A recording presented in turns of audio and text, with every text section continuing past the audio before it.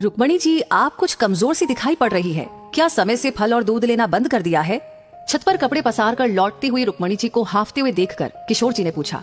नहीं, ले तो रही हूँ, अब तो उम्र हो गई है हमारी, अब ये सारी तकलीफें तो लगी ही रहेंगी। रुक्मणी जी ने हल्का मुस्कुराते हुए कहा, मगर दिल में एक दर्द सा उठ गया। अब वह किशोर जी को क्या बताती कि इधर कुछ दिनों से उन्हें फल और दूध नहीं दिया जा रहा है। कभी दूध की खीर बन जाती थी तो कभी कस्टर्ड। रात को पीने के लिए दूध बच ही नहीं रहा था। एक हफ्ते का फल भी 3 से 4 दिनों में ही खत्म हो जा रहा था। किशोर जी और रुक्मणी जी दोनों ही शुगर के मरीज हैं। अभी पिछले महीने ही रुक्मणी जी की तबीयत बहुत ज्यादा खराब हो गई थी, तो डॉक्टर ने दवाई के साथ साथ पौष्टिक आहार लेने को भी कहा था। इस कारण घर में दूध और फल ज्यादा लाने को कहा गया था। किशोर जी और रुक्मणी जी के 2 बेटे थे और दोनों की शादी हो चुकी थी। रिटायरमेंट लेते ही किशोर जी ने अपने दोनों बेटों का बंटवारा कर दिया था। ऊपर का हिस्सा 2 भागों में बांटा था, तो उन्होंने अपने दोनों बेटों को एक एक भाग दे दिया था और नीचे के हिस्से में वो खुद ही अपनी पत्नी के साथ रह रहे थे। लेकिन खाना खाने और बनाने के लिए दोनों बहुओं को नीचे सास ससुर के ही हिस्से में आना पड़ता था। खाना बनाने की जिम्मेदारी दोनों बहुओं ने बांट कर रखी थी। सुबह का खाना बड़ी बहू तो रात का खाना छोटी बहू बनाती थी। इसी तरह घर का राशन भी बारी बारी से दोनों बेटे ही भरते थे। रिटायरमेंट से पहले ज्यादातर बाहर के काम किशोर जी ही किया करते थे और रसोई घर में रुक्मणी जी की ही चलती थी। लेकिन किशोर जी ने अपने रिटायरमेंट के साथ साथ रुक्मणी जी को भी रसोई घर से रिटायरमेंट दिलवा ही दी थी। एक दिन रुक्मणी जी की तबीयत ज्यादा खराब हो गई तो किशोर जी ने कहा कि वो रात का दूध हल्दी डालकर बना लाते हैं। रसोई घर में देखा तो वहाँ दूध खत्म हो चुका था। उन्हें एक बार को तो बहुत गुस्सा आया कि इतना सारा दूध आखिर खत्म कैसे हो गया। फ्रिज खोलकर देखा तो फ्रिज में भी 2-4 फल ही बचे थे, जबकि अभी हफ्ते के पूरे 4 दिन बाकी थे। वापस आकर रुक्मणी जी को बोला, दूध तो खत्म हो गया है, आप ये फल खा लीजिए। अगली सुबह जब बड़ी बहू खाना बनाने के लिए आई तो किशोर जी ने उससे पूछा कि कल रात को दूध खत्म हो गया था, अगर दूध कम पड़ रहा हो तो मैं और मंगवा लूं। बड़ी बहू घबरा गई और बोलने लगी, उसका काम तो सुबह ही खत्म हो जाता है, इसलिए उसे नहीं पता। छोटी बहू से पूछने पर उसने भी कुछ ऐसा ही उत्तर दिया। शाम को किशोर जी को सोच मग्न देखकर रुक्मणी जी ने कारण पूछा तो उल्टा किशोर जी पूछ बैठे, आप बताइए, घर में कुछ ऐसा तो नहीं हो रहा जो मैं नहीं जानता, आपको मेरी कसम। रुक्मणी जी मना करने वाली थी, मगर कसम की बात सुनकर खामोश हो गई। मन में कुछ दिनों पहले की घटना जीवंत हो उठी। बहुओं की कही बातें कानों में गूंजने लगी। अरे इन बुड्ढे बुड्ढी को खाने पीने के अलावा कुछ सूझता ही नहीं है, बंटवारा करके भी इन लोगों के हिसाब से ही चलो। बड़ी बहू ने तल्खी से कहा, अरे राशन मुफ्त का तो आता नहीं, मगर इन्हें तो बस हमेशा 56 भोग की पड़ी रहती है। कभी पकौड़े की फरमाइश तो कभी नमकीन की। शुगर के मरीज तो कितना कम और नपा तुला खाते हैं, मगर इन्हें देखो, दूध और फल तो चाहिए ही। बुड्ढे ने तो बुढ़िया को भी कोई काम करने से मना कर रखा है। बस सारा दिन रसोई घर में हम खपे और वो आराम से बैठे हुक्म चलाए। छोटी बहू भी कहाँ पीछे रहने वाली थी। ये सब सुनकर रुक्मणी जी की आंखों में आंसू आ गए थे।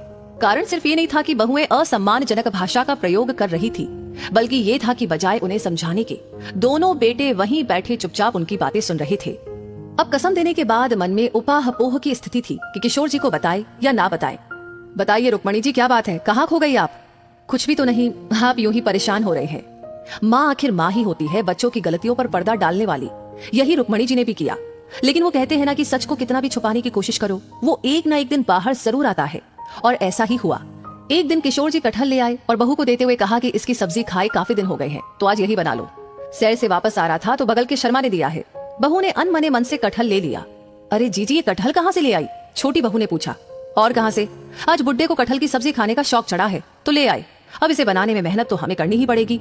ये नहीं कि ये सब फरमाइश अपनी पत्नी से करे, बंटवारा करके भी हमें तो नौकर बना रखा है। उन बुड्ढों को तो बस आराम करना है। छोटी, चल थोड़ी मेरी मदद कर दे। ना ना ना, कल रात मैंने लौकी के कोफ्ते बनाए थे, आज तो आप ही संभालिए। ये कहकर छोटी बहू जैसे ही जाने के लिए मुड़ी तो सामने किशोर जी को देखकर ठिठक कर रुक गई। किशोर जी का चेहरा गुस्से से तमतमा रहा था, उनकी आंखें लाल हो रही थी। बैठक में जाकर आवाज देकर उन्होंने अपने बेटों और साथ में बहू को भी बुलाया। आज तक मैंने जिंदगी में बहुत बड़े बड़े फैसले लिए हैं, लेकिन कभी भी मैं अपने किए हुए फैसलों पर पछताया नहीं हूँ। मगर आज मुझे ऐसा लग रहा है कि अपने घर को जोड़ने की कोशिश करके मैंने बहुत बड़ी गलती कर ली। और मेरा आंशिक बंटवारे का फैसला गलत था। मैंने सोचा था कि बच्चों को अलग अलग कर दूं तो उनका अपना पर्सनल स्पेस बचा रहेगा, लेकिन साथ में अगर पूरा परिवार एक साथ खाना बनाए और खाए तो रिश्तों में मिठास बनी रहेगी।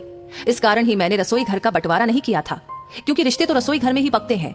लेकिन मेरा ये सोचना बिल्कुल ही गलत था। आज दोनों बहुओं की बातों को सुनकर मुझे मेरी गलती का एहसास हो रहा है। इधर रुक्मणी जी ने किशोर जी को शांत करने की कोशिश की और कहा कि जाने दीजिए, घर में छोटी मोटी बातें तो होती ही रहती है। नहीं रुक्मणी जी, शायद आपको इन सब बातों का पहले से पता था और आप उस पर पर्दा डाल रही थी, लेकिन मैं अब ऐसा नहीं होने दूंगा। अभी भी मैं इतना सक्षम हूँ कि अपना और अपनी पत्नी का अच्छे तरीके से ख्याल रख सकता हूँ। ऐसा क्या हो गया बाबूजी जो आप इतना गुस्सा हो रहे हैं? बेटों ने पूछा। ये तो तुम बाद में अपनी बीवियों से पूछ लेना कि हमें किन किन नामों से संबोधित किया जाता है। पहले तुम लोग मेरी बात सुनो। आज मैं अपनी गलती सुधार रहा हूँ और रसोई घर का बंटवारा भी कर रहा हूँ। आज से तुम दोनों अपना अपना रसोई अपने अपने घर के हिस्से में ही बनाना और हमारी चिंता करना छोड़ दो।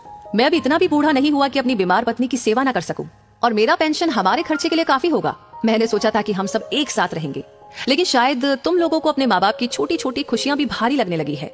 आज मुझे पता चल रहा है कि तुम्हारी माँ को मैं जब भी पूछता था कि फल और दूध लिया कि नहीं, तो वो टाल क्यों जाती थी। जिस माँ ने जिंदगी भर तुम लोगों की फरमाइशें और जिद को पूरा किया है, आज इस वक्त तुम लोगों के पास उनके लिए दूध और फल के भी पैसे नहीं है। अगर ऐसी बात थी तो मुझसे कहा होता, मैं खरीद कर ला देता। उनकी बातों को दोनों बहुएं सर झुकाए सुन रही थी। आखिर गलती तो उन्हीं की थी, और उनकी इस गलती में साथ दिया किशोर जी के बेटों ने। किशोर जी रुक्मणी जी को लेकर अपने कमरे में चले गए। अपनी जीवन संगिनी के आंखों में आंसू देखकर किशोर जी ने कहा, आप रोती क्यों है? मैं हूं ना, मैं अभी बूढ़ा नहीं हुआ।